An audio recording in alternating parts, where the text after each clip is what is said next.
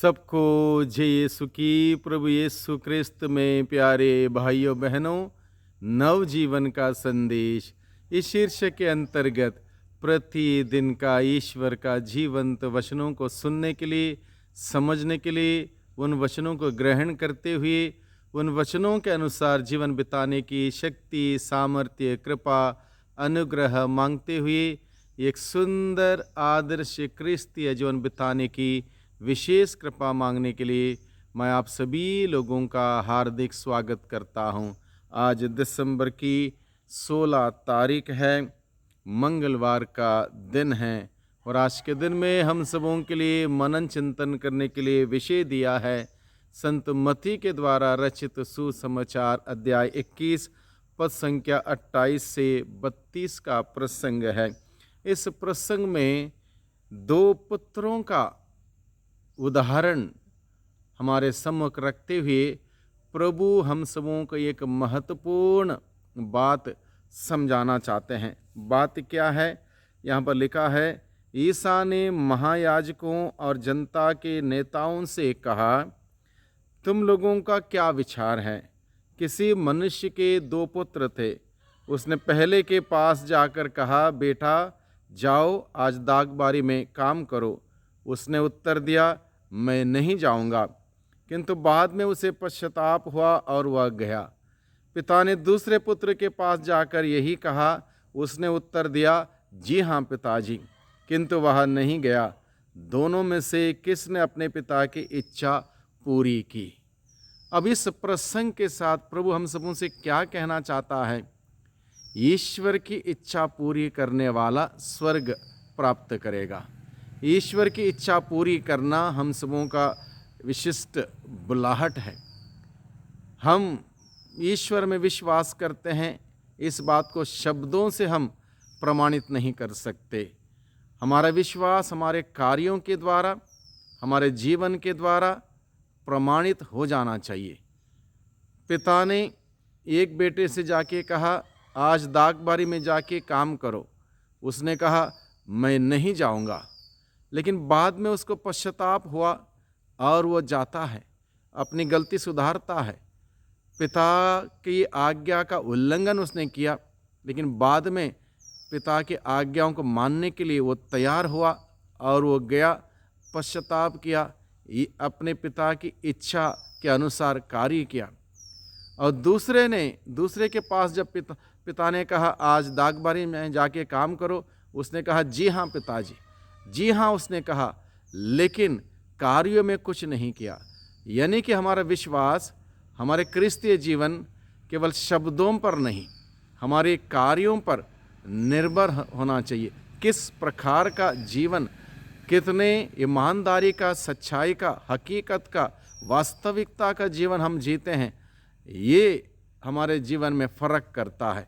जी हाँ कहने के लिए हम में से हर कोई व्यक्ति जी हाँ कहता है। जैसे उदाहरण के लिए बपतिस्मा दिया जाता छोटे बच्चे को, बच्चे की ओर से पुरोहित माता पिता से, धर्म माता पिता से सवाल करता है, बोलता है कि इस बच्चे को ईश्वरीय मूल्य सिद्धांत, ईश्वरीय धर्म शिक्षा देना, उसको क्रिस्तीय मूल्यों के अनुसार चलाना, ये आपकी जिम्मेदारी है। क्या आप इस जिम्मेदारी को निभाने के लिए तैयार हो? और माता पिता, धर्म माता पिता बोलते हैं जी हाँ।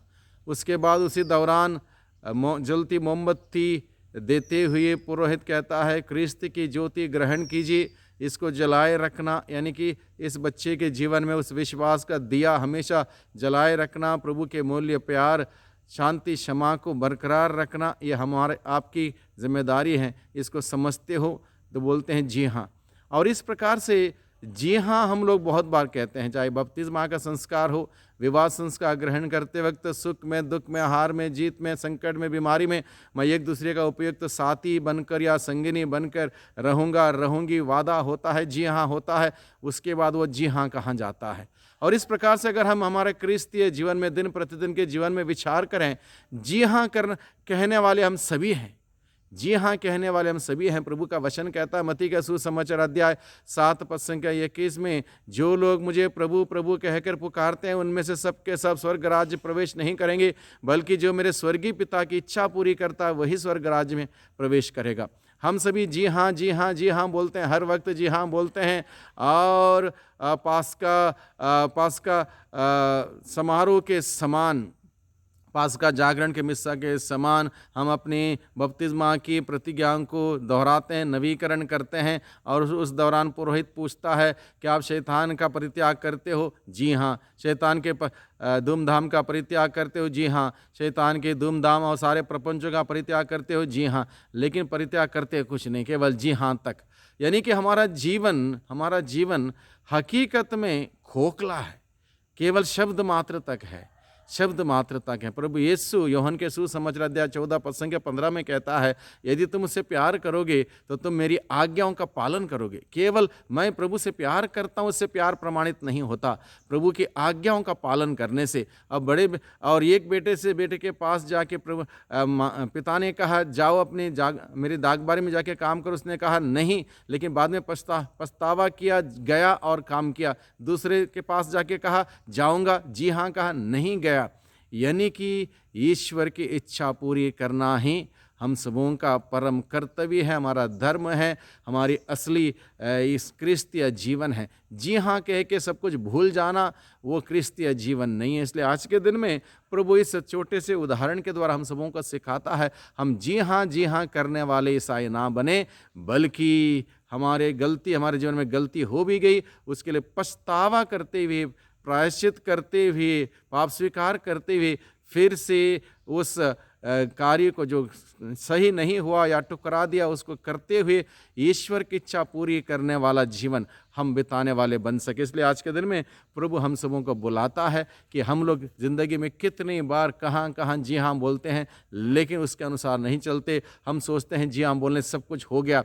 ये धार्मिकता का ढोंग है, दिखावा, आडंबर है। सच्चा धार्मिकता पछतावे में है, सच्चा धार्मिकता ईश्वर की ओर लौटने में है, सच्चा धार्मिकता ईश्वर की इच्छा पूरी करने में है, सच्चा धार्मिकता विनम्रता में है, सच्चा धार्मिकता बड़े विनम्रता के साथ प्रभु की आज्ञाओं का मानने में और उसके अनुसार चलने में है। इसलिए आज के दिन में प्रभु से शक्ति सामर्थ्य मांगें।